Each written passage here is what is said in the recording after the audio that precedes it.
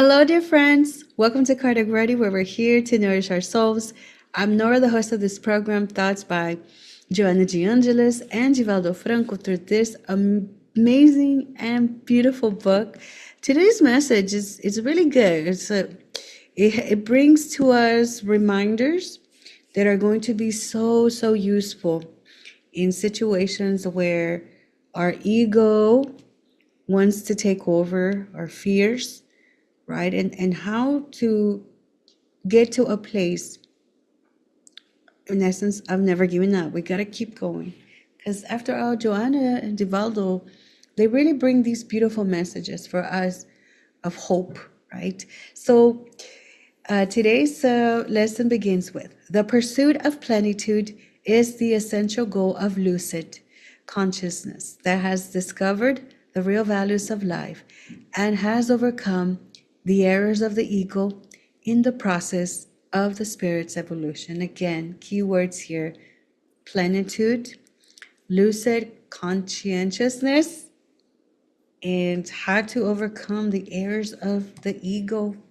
So, in this pursuit of plenitude and spiritual growth, right, it's not merely this idea of, oh, I'm satisfying my desire here on earth, this temporary achievement, right? We feel we've reached to a certain place in our life. Oh, there's plenitude. What Joanna's trying to help us get to is to understand that it's really more than that. It's that plus more. How's this? It's the profound, lasting fulfillment that emerges from spiritual clarity and growth. So when we become or we are in this state, it's really going to help us, right? Really overcome errors of the ego and help us to continue our journey of evolving consciousness. So one of the things that we can really sort of think of this first is see this as an awareness of true values, right? To bring in this term again, lucid conscientiousness, right? Different resources will tell us, as we're paraphrasing here, that it's kind of like a state where the mind is clear, awake, and aware what truly matters in life. So obviously, even by seeing this definition, it's really difficult, right? So we need to take things, I say, with a grain of salt, right? First, let's not focus too much on, well, my mind's never clear. I don't know. Let's not let it get to us to that rational level, but kind of see it in a sense of this spiritual metaphor of us being in this state to our knowledge, to where we're at, right, friends? So some of us are going to be here, other folks will be in different places.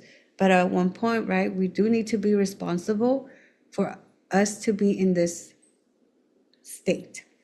And then we start to see as we progress, right, students of the universe, that those experiences that we have, right, they're gradually teaching us to discern between what is the temporary and the eternal.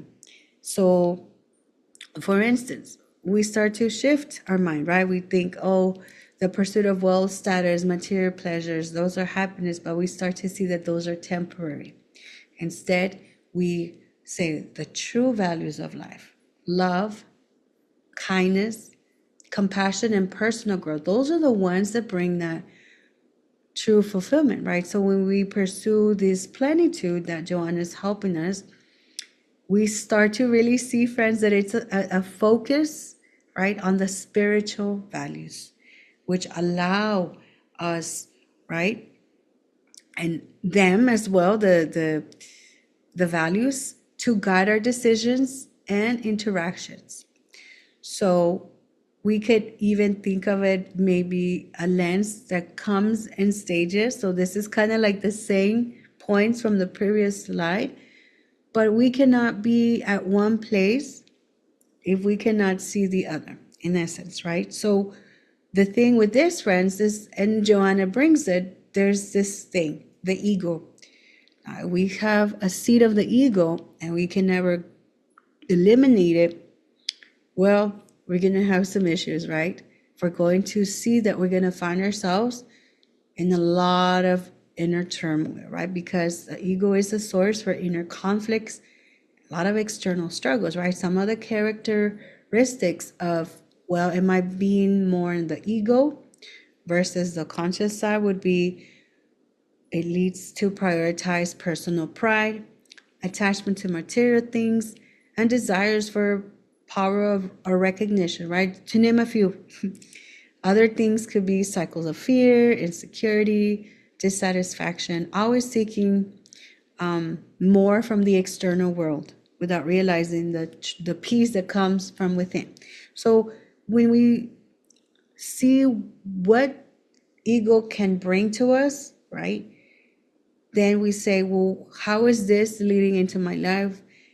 And we build the lens, the eyes, then we can say we're ready to overcome, right? Because of really the first step as we're spiritually growing, it really is to begin to see the error.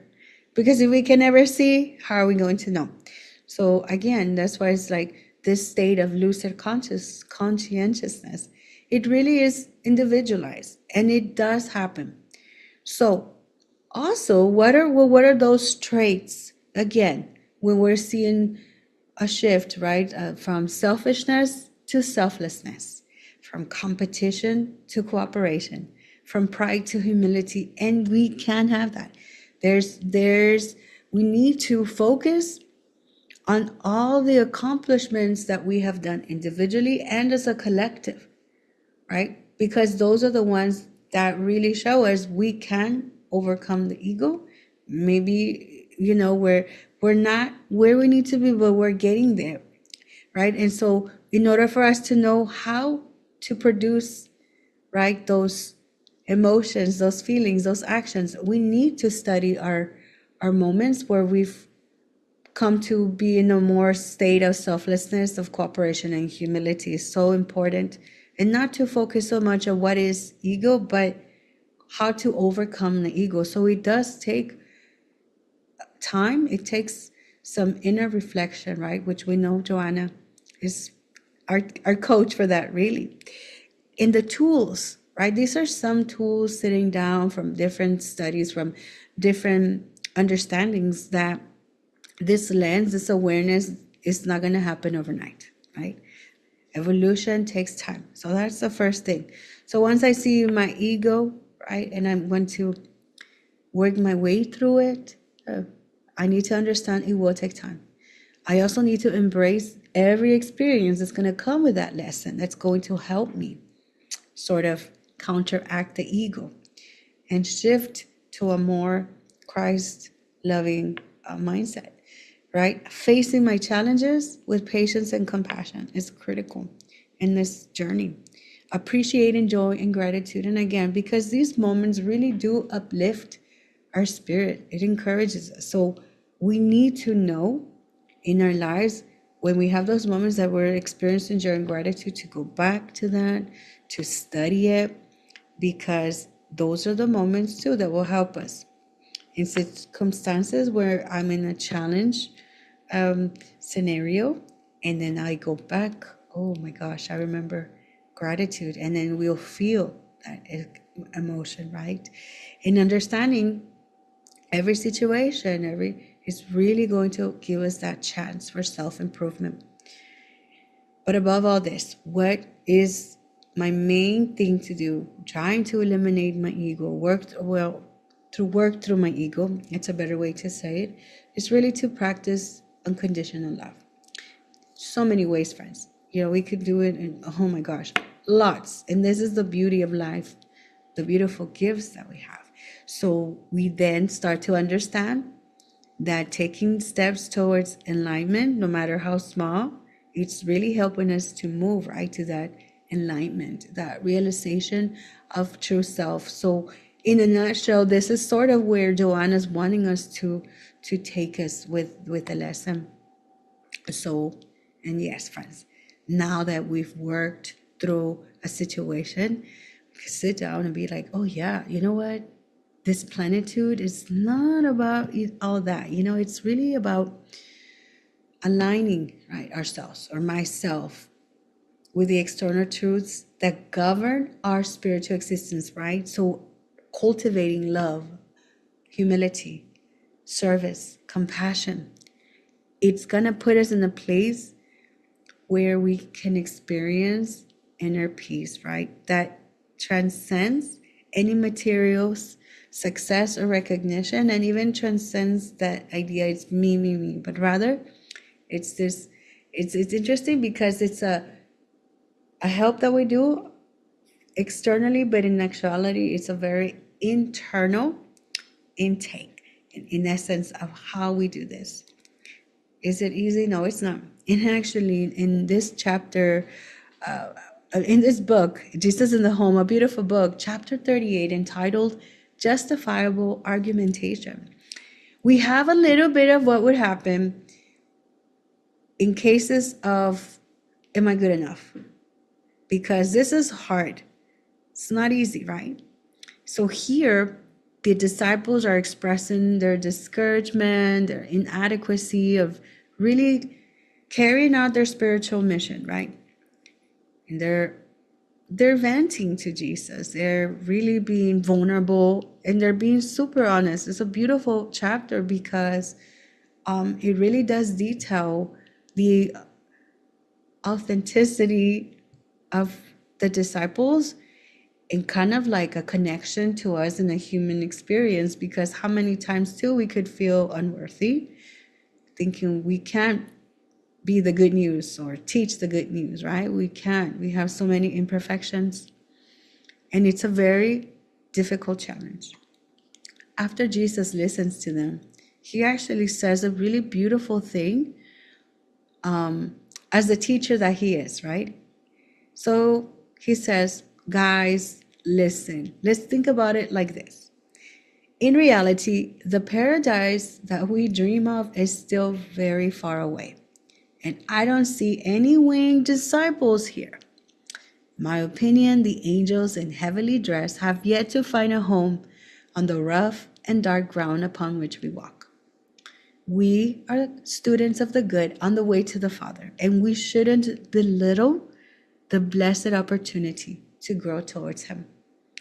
If you declare yourselves to be weak, hardened, and evil debtors, but are not the first one to work, so that you become strong, redeemed, dedicated, and good to benefit the overall work of salvation, it doesn't look to me like the angels should descend from the glory of the Most High to replace you on the field of earth's lesson. And it sounds rough, but it's very, very, very profound, because it is so true.